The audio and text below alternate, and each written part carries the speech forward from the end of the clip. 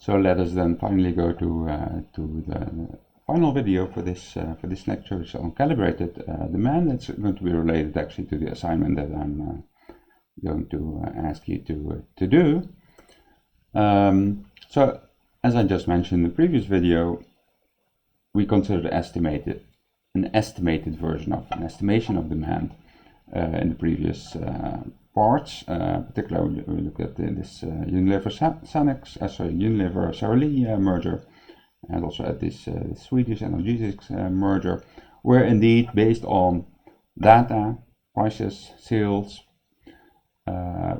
we were able basically to estimate a particular demand system, so some kind of logit demand system.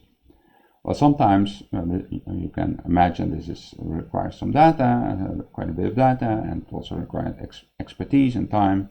And sometimes we do not have so much data or time or expertise actually on our hands. So is there anything that you can do without this sort of more data-intensive demand estimation? Well, yes, to some extent there is, and this is what's called calibration.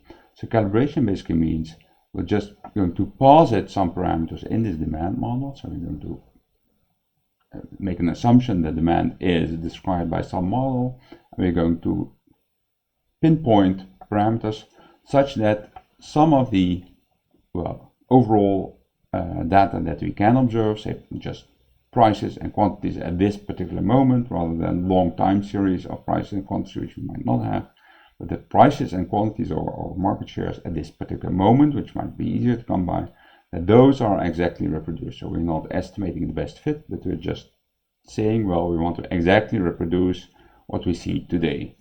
And well, this needs, of course, a model which has only very few parameters, because otherwise you won't have enough data basically to fit all those parameters to the model. So it will be a pretty parsimonious model. And we're just going to choose the parameters in this model to exactly reproduce the price and market shares or quantities that we see today. And because we then also include some demand form, we are going to assume that this is good enough to actually allow us to extrapolate what will happen in the situation after the merger, so the post-merger simulation. So we are going to just assume essentially here the demand form and also the functional demand elasticity and the functional form of this demand. So and actually that's what's done in this particular paper by Epstein and Rubenfeld, and which you will have to read actually, which you will read for your assignment. So you can find it in the course document, the reference to it. So what this model is, it is a calibrated merger simulation model. So the demand model that's used in this particular paper is the PC, for proportionally calibrated, AIDS, and that means almost ideal demand system. So what this particular model does is, well, it has its inputs on the left hand side here, the market shares of the different products, so it's product 1 up to N. Market share in terms of revenues, mind you, that's actually important. So revenues is just P times Q, right? If you have product with quantity Q and price P, then the total revenues would be P times Q. So these S's would be the share of revenues in total revenues for the market.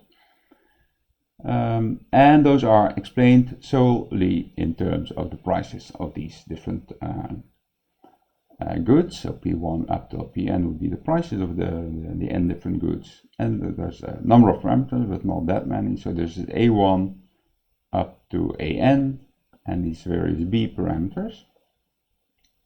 Now, okay, depending on the number of products, there might actually be quite a large, substantial number still of parameters, coefficients. And what's going to be done in this paper is actually to make some additional restrictions to make sure that, based on just the observation of market shares and particularly also of the elasticity, particularly the market elasticity of this for this particular type of good, that will allow us basically to set the value, to pinpoint the values of those B parameters and those A parameters in order to exactly fit those observed market shares.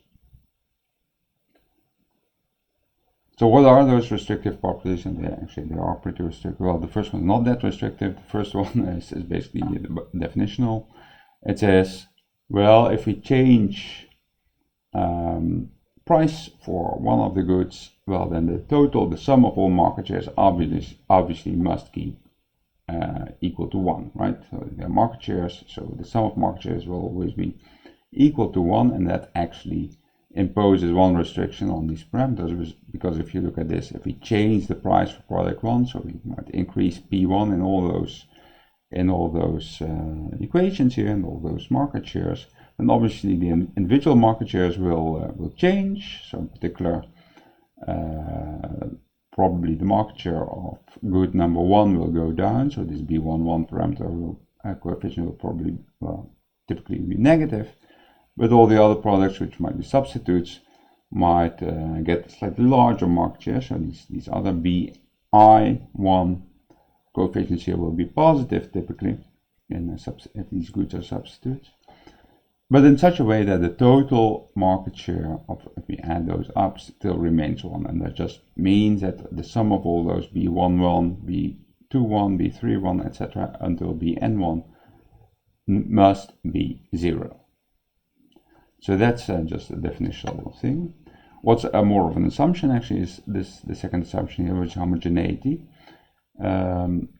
which basically says that, you know, if all the prices increase by the same percentage, so say all prices here go up by 10%, and so in this whole set of equations, and we assume that market shares will remain constant. So if all prices go up by the same percentage, we're going to assume that all these market shares do not change. And the result of that is basically saying, well, also that if we add up the B's across a single line, those should add up to 0 actually. The final assumption that's made, and that's going to allow great simplification, is proportionality. And what do we mean by that in this case? That the diversion, so if I increase prices of one good, some of the sales of that one good will be diverted to other goods. We're going to assume that this diversion is again proportional to the market shares of other goods. And you can remember that we also did this when discussing this Login model, which had this feature actually, where we saw that, you know, if indeed some of these goods is going to lose market shares, where are those sales going? Well, in the standard Login model without any nests, those sales were distributed across all the other goods, but in proportion to the market shares of those goods. So that's a feature that is not necessarily something that you want, but it is going to simplify the setting of these B parameters, and that's the reason why we take it. And we saw already that we can actually sometimes circumvent this by actually allowing a little bit more flexibility by including nests, and that's actually also possible in this model here. But well, anyway, if we assume these, in particular, homogeneity and these proportionality assumptions, then actually it turns out to be possible to not only fix, to fix all those B parameters, to fix all those B coefficients over here, in terms of basically one observation. Well, the market shares that we know beforehand, and the elasticity of the total market, plus the elasticity of good number 1. So the market that you epsilon 1 will be the own demand elasticity of demand for good number 1.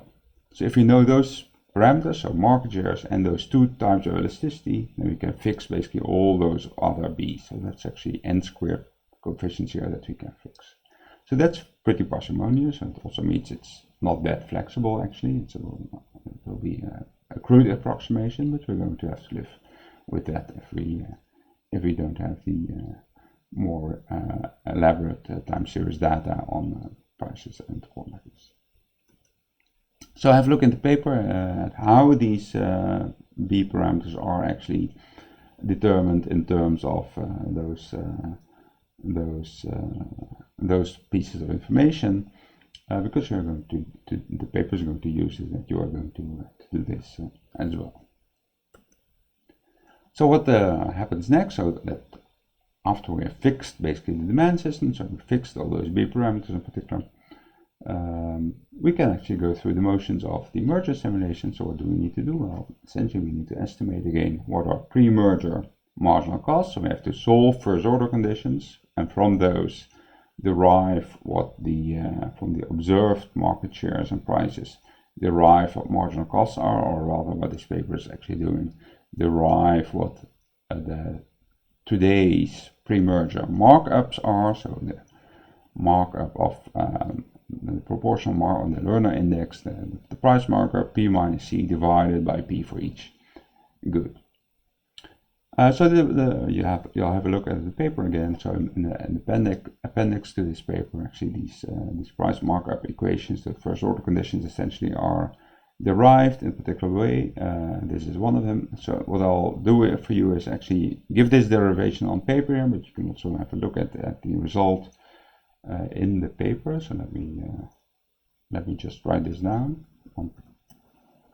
on paper. So here we are. So again, of course, we're looking at this Bertrand market. We have some particular demand equation, and we need to figure out what are the first order conditions. So in order to do that, well, let's concentrate on one of these firms. Let's call it firm F. What are the profits of firm F? Well, of course, in this typical model, it would be the sum of the profits over all the brands that are produced by this particular firm F. So if each firm is a single brand firm, this would just be one term. But if there's multiple brands are produced by the same firm, which definitely will be the case after the merger, right? Because the merger combines different brands into one portfolio, but typically it will also already be the case before the merger. Then this will be a sum over all those products produced by firm F of the profits made over that particular product, which is the price markup of that product I times the quantity sold of product I. So of course this is the profit, so we're interested in the first order conditions. So what are those?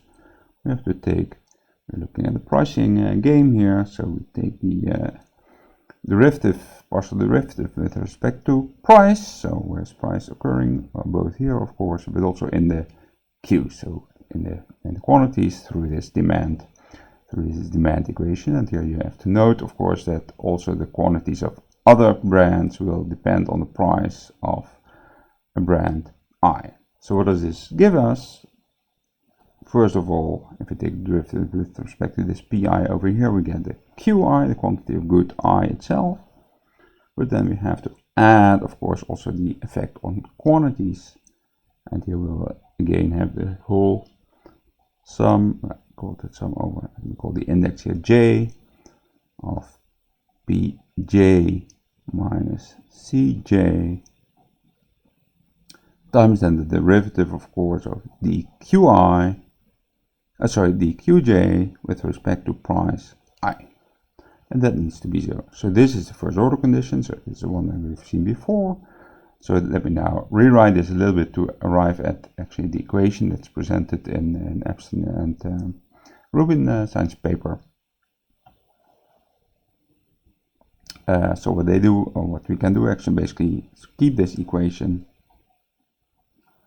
and actually multiply both sides, well, all terms here by the same thing, namely PI, and that's going to be useful because PI times QI is the total revenues for product I, and remember that this is related. We're looking at these S's, these market shares that were in terms of revenue, so it's going to be a good feature to actually also express this equation in terms of the total revenues. Let's keep this like it is. So we also have to multiply this, all these terms with the same PI, obviously. PI, DQJ, DPI, that needs to be 0.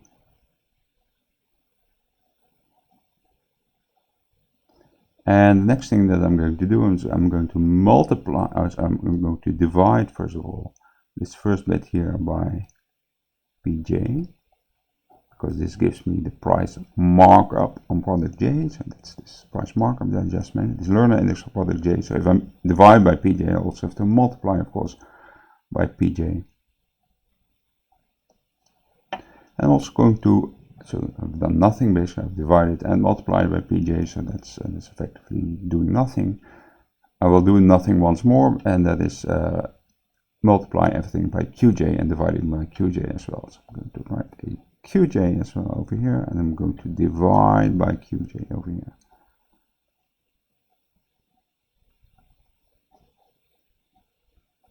So this is straightforward rewriting of the same stuff, but now the nice thing is, of course, is that here we have market share, here we have the market share for product J, or at least the total revenues for product J. This thing, of course, is the markup that I called mu actually on the slides, mu J. And what we see over here is actually the elasticity of good J with respect to price I. So what is this? Market share, if we divide by the total revenues for the whole market, this will be the market share of product I plus the sum over all the other goods in this firm's portfolio times the mu J, which is exactly this learner index here, this markup, proportional markup for product J, times the total revenue share of product J, Sj, times the epsilon Ji. So this is the cross price elasticity of demand J, and that should equal 0. And if you look at this equation, well, that's exactly basically what's reproduced in a matrix form in the appendix. So you can have a look at that in this particular paper. Okay, so let's switch back to the slide then.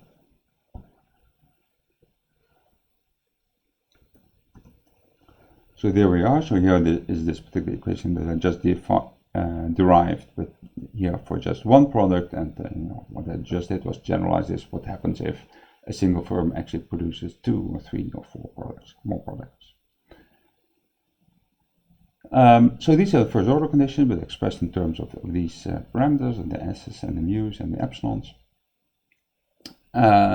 So we use this, first of all, to, as I just mentioned, estimate essentially, to compute what are the pre-merger markups. We can derive either the costs, or if you have prices, we can derive costs, but if we can also just see this as an equation which derives pre-merger markups, pre-merger mu's. And we are going to then change the ownership structure, so change which products are produced by a single firm F, to then see what's going to happen to these markups as a result of this rearrangement of this ownership structure of these different products. So that essentially means we find increased prices. I'm particularly going to find, you know, to what extent are these prices going to rise as a result of this merger. So these deltas over here, or e to the power delta, is basically the percentage increase of prices as a result of the merger. And what the paper also does is allow for changes in marginal costs as well.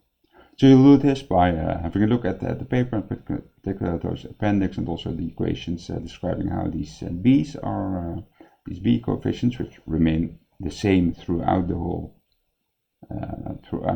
exercise, because those are basically given demand, right? Given demand structure, and that's going to be fixed. So what's going to change as a result of the merger is just the ownership structure and perhaps costs.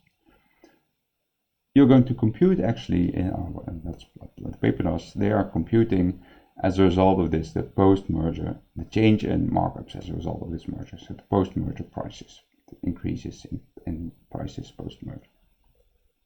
So your assignment will be this, to study that methodology again, with the help of these slides perhaps, but also with the help of the paper, and then to replicate actually a part of the results that are presented in the assignment result paper.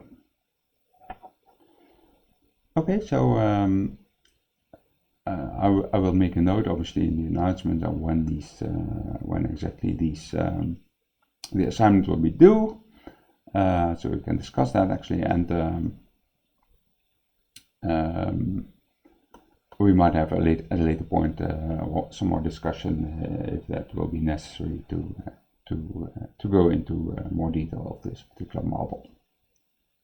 So let me then wrap up this today's lecture. So we've been looking again, like last week, at horizontal mergers, but now we've been looking at price competition. So in particular, we've been looking at merger simulation. So we asked, well, given that this market is described by price competition, why don't we just measure or compute, essentially by computing the Bertrand-Nash equilibrium, compute the price effects of this particular merger? Well, what do we need to do for that? Well, we need to estimate, first of all, demand. We need to estimate somehow marginal cost, and we did that by solving first order conditions. And that's basically what merger simulation does. And then you do the computation of the equilibrium after merger and compare this with what happened before. So we have been looking at these actual cases, in particular this Sarah-Lee Unilever case, and also the pharmaceutical case in Sweden. And we looked at this and the assignment in a sense, which essentially does the same, but with a slightly more easier model, if less accurate. So that's horizontal mergers. So as for next week, we'll actually have a look at vertical relations. So that will be both vertical contracts between companies, but also vertical mergers between companies. And in terms of cases, so for this week we had in mind having a look at horizontal merger, airline merger. For next week, we'll hopefully have a look at a vertical merger, which is actually this particular merger between a navigation equipment, TomTom, producer, who wanted to merge, and who did actually merge. It was a takeover of TeleAtlas, which was a provider of an input, a crucial input to this software, which was the maps. So geographic data, if you wish. So the text for next week will be mostly actually based on the chapter by Ray and Hull, in particular section 2 of that text, which again the link to that book chapter you can find through Nestor again. So we'll have a look at that particular part of this paper. So read this, perhaps already have a look at this, and then we'll discuss this next week. Okay, see you then.